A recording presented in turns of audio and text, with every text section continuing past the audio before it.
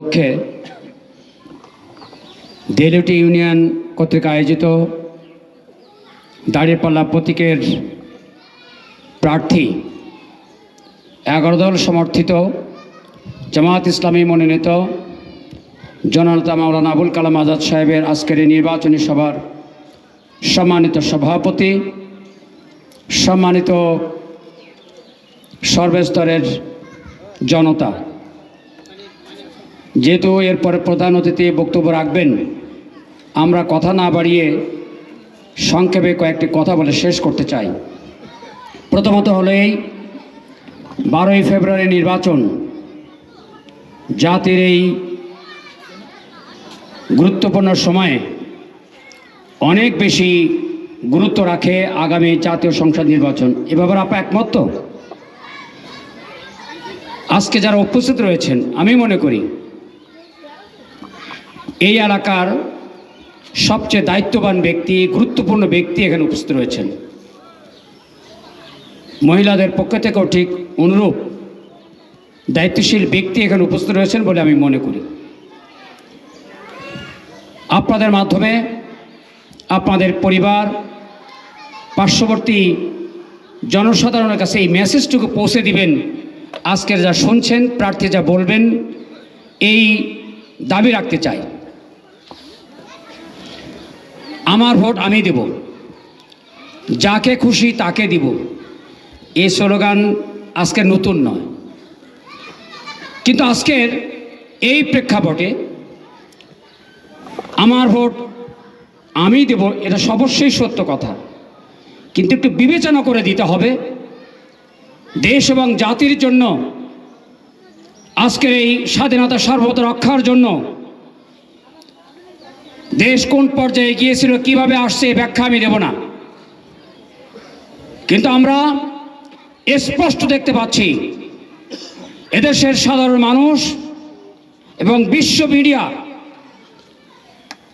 তারা স্পষ্টভাবে বুঝতে পারছে এবারের 12 তারিখের নির্বাচনে দাঁড়িপাল্লা প্রতীকের প্রার্থীরা বিজয়ী হয়ে জাতীয় সংসদে সরকার গঠনের একটি সুযোগ পাচ্ছে। এ কথা কি ঠিক? তাই যদি হয়, তাহলে আজকের আমাদেরকে সিদ্ধান্ত নিতে হবে আগামী 12ই ফেব্রুয়ারি নির্বাচনে এই এলাকার জন্য মাওলানা আবুল কালামের হাতকে শক্তিশালী করার জন্য দাঁড়িপাল্লা প্রতীকে ভোট দিতে হবে, ঠিক কিনা? এই পার্শ্ববর্তী দাকো পটিয়াঘাটার ওখানে একজন প্রার্থী আছে, প্রার্থীর নাম জানেন আপনারা? জামায়াত ইসলামী মনোনীত বাবু কৃষ্ণ নন্দীকে প্রার্থী দেওয়ার পরে সারা দেশের এবং বিশ্ব মিডিয়াগুলো বুঝতে পেরেছে জামায়াত ইসলামী এমন কোন সংগঠন নয়। জামায়াত ইসলামী সরকার গঠন করতে চায় সকল মানুষের অধিকার নিয়ে।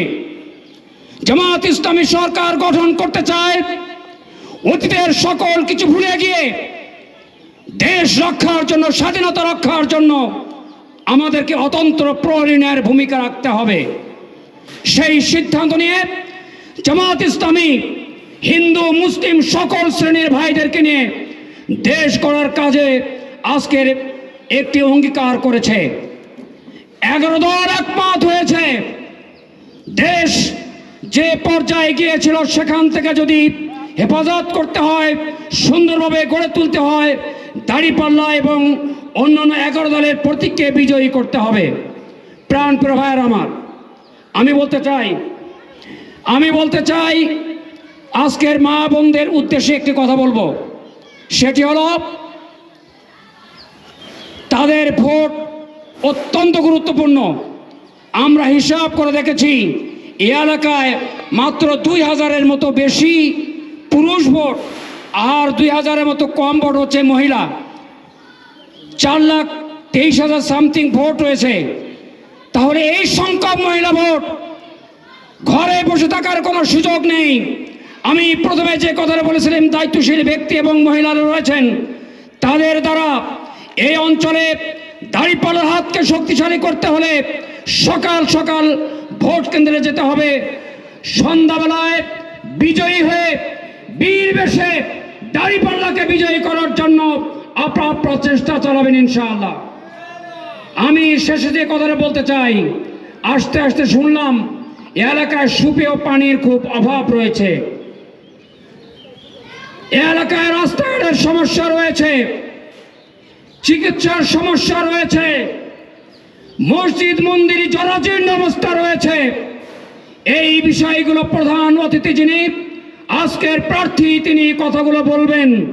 আমি আমার পক্ষ থেকে দাবি রাখতে চাই, এই এলাকার সমস্যা সমাধানের জন্য সব এলাকার তুলনায় অগ্রণী ভূমিকা রাখবেন, এই দাবি আমরা রাখতে পারি কিনা বলেন? সংগ্রামী ভাইয়ের আমার, আমি পরিশেষে যে কথাটি বলতে চাই, টেকনাফ থেকে তেতুলিয়া, রূপসা থেকে পাথুরিয়া যে গণজোয়ার সৃষ্টি হয়েছে, আমি বলতে চাই রুহুল কুদ্দুস সাহেব একটি ভালো লোক ছিলেন, তার এই ধারাবাহিকতায় মাওলানা আবুল কালাম আজাদ সেই দায়িত্ব পালন করতে আজকের সিদ্ধান্ত দেওয়া হয়েছে, সিদ্ধান্ত পালন করবেন ইনশাআল্লাহ। আসুন দাঁড়িপাল্লার হাতকে শক্তিশালী করি, এই আহ্বান জানিয়ে আমার কথা শেষ করছি। আমা তৌফিক ইল্লা বিল্লাহ। আসসালাম।